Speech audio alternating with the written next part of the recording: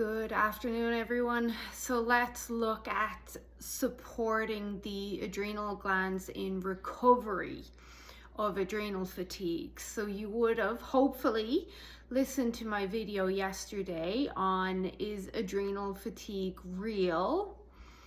And let's kind of use that as the term today, or burnout. I went into a bit more detail about terminology in yesterday's video, but what can we do about it? Like, these are the questions that people have. Okay, I have it, I understand what you're saying, but what do I do about it? Well, first, it's important to recognize there's many variables that are involved in adrenal fatigue.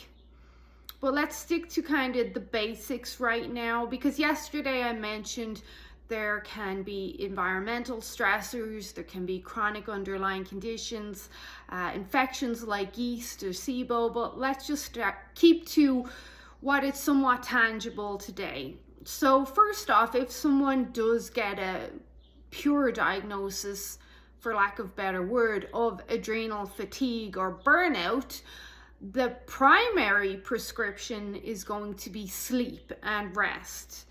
In some cases, depending on how severe the issue is, a patient may get a note or a letter from their doctor saying that they need medical leave from work for a couple of weeks. And in that case, the patient is advised to just sleep as much as possible, rest, recharge those batteries. Then the second thing is addressing nutrition. So blood sugar imbalances and poor nutrition, like poor quality nutrition, is really going to affect the adrenals and the stress response. So you have to get your nutrition in line. Like, that's really important. Then we can use some other tools. And I like to call them tools because that's really what they are. So what would we be looking at? And I mentioned this in my Facebook Health and Hormone Support Library group this morning. If we had 5 essential nutrients or tools that we would use to support our adrenals in recovery from adrenal fatigue or burnout, what would they be? So we would have magnesium, we would have salt or sodium, we would have vitamin C, we would have our B vitamins, and we would have our collagen, specifically the amino acids in the collagen being glycine, proline, and hydroxyproline. So how do these work? They'll all work in their own special way, shall we say, and they're all equally as important. When we look at minerals and vitamin C and B vitamins, they really are the fuel for our adrenal glands. Like, your minerals are the fuel for your adrenal glands. Think of the gas you put in your car. That's what your minerals are, and that would include electrolytes. And then the vitamin C and the B vitamins, they help to support the adrenals or support the engine and make sure everything runs well. And then we have the amino acids, which help to kind of support and calm the whole system, and optimize for sleep and blood sugar balance, and even your nutrition profile as a whole.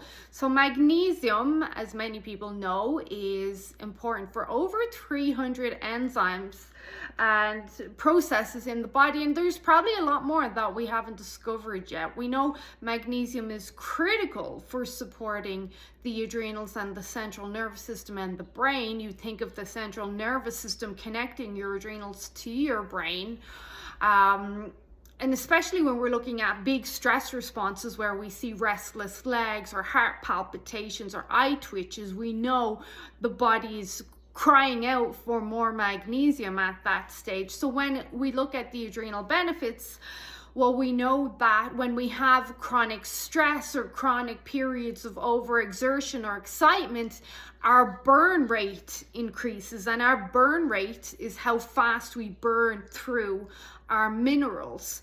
And it's specifically more targeted towards minerals when we're looking at burn rate, but we burn through our magnesium at a lot higher rate when we're very, very stressed. So because chronic stress depletes magnesium, Then low magnesium can increase the stress response and increase those corticosteroids, those stress hormone output. Then that just worsens everything altogether. So you really need to stay on top of your magnesium to help support the nervous system and the sleep and the blood sugars and the metabolism and all that good stuff. Then the next would be sodium. A lot of people still afraid of sodium, but you really shouldn't be. There's a lot to be considered in the context of sodium is bad. But anyway, when it comes to the adrenal glands regulate sodium through another stress hormone that I mentioned yesterday, which is aldosterone. And aldosterone really signals to the kidneys then that we're having a stress response. We need to break down calcium from the bones. And there's a whole feedback loop there that we don't want to happen. We don't want to increase calcification of the body or the arteries. And that's where sodium plays an important part, because in adrenal fatigue, aldosterone can be triggered to be either extra high or extra low. And this then can influence not only that calcification, but also blood pressure changes, dizziness, vertigo. Salt cravings is a big one. Like if your body a lot of the time will tell you what it needs, and if you're craving salt or savory things, you may be mineral deficient, and specifically sodium deficient. I encourage my clients, don't be afraid of sodium. We try to put sea salt on all our meals if possible, in our water, lots and lots of electrolytes. So replenishing sodium helps to maintain that blood pressure, the blood volume, energy production, and aids in proper hydration. So then next would be vitamin C. Vitamin C is an amazing nutrient. Very important for hormones overall, especially progesterone production. But in the adrenal glands, we see that we have the highest concentration of vitamin C in the whole body. Like your adrenals just love vitamin C. Now, vitamin C is vital for the synthesis of, like I mentioned, the sex hormones, but also those corticosteroids. And both are equally important. I mean, you need the sex hormones, specifically DHEA and progesterone, to offset high levels of the corticosteroids, the stress hormones. But you also need to have enough building blocks to make the stress hormones for when you actually really need them, like that dinosaur coming through the window and you have to get up and run. So everything is in balance, should always be. And vitamin C, of course, many of us know is a powerful antioxidant. It helps to scavenge free radicals. So if we can reduce that stress load in regards to those even more, then why wouldn't we? And of course, there's the hormone support, like I mentioned, there's immune support, and then we would round that out saying that vitamin C really helps with stress resilience. Then we've got the B vitamins. B vitamins are very important for energy production and metabolism. They're literally essential for cellular metabolism and energy production, but also for nervous system function. So again, that central nervous system being that line of connection between your adrenals and your brain.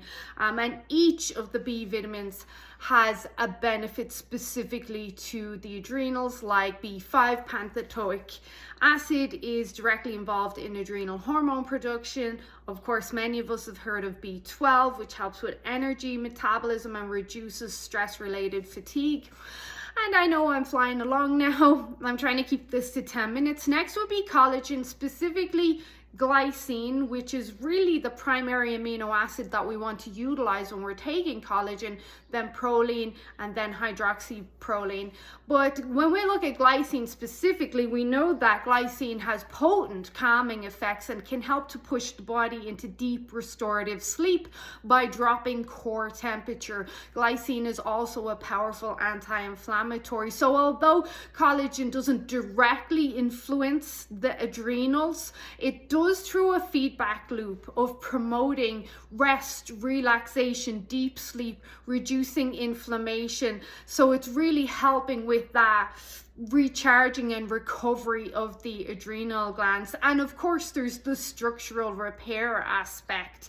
Even if you have an injury, you really want to be helping the body to heal and regenerate there. A lot of that we do in our deep sleep, so we don't want to really be pulling resources away from healing and regeneration if we don't have those extra resources to spare while we're also trying to recover from adrenal fatigue. Whew. So I did that 10 minutes. I hope you guys found that helpful. If you've questions, pop them in the comments. I would definitely consider, if you have adrenal fatigue or you think you have some sort of burnout, prioritize sleep, nutrition, and those nutrients I just mentioned there. Thank you for watching. Bye bye.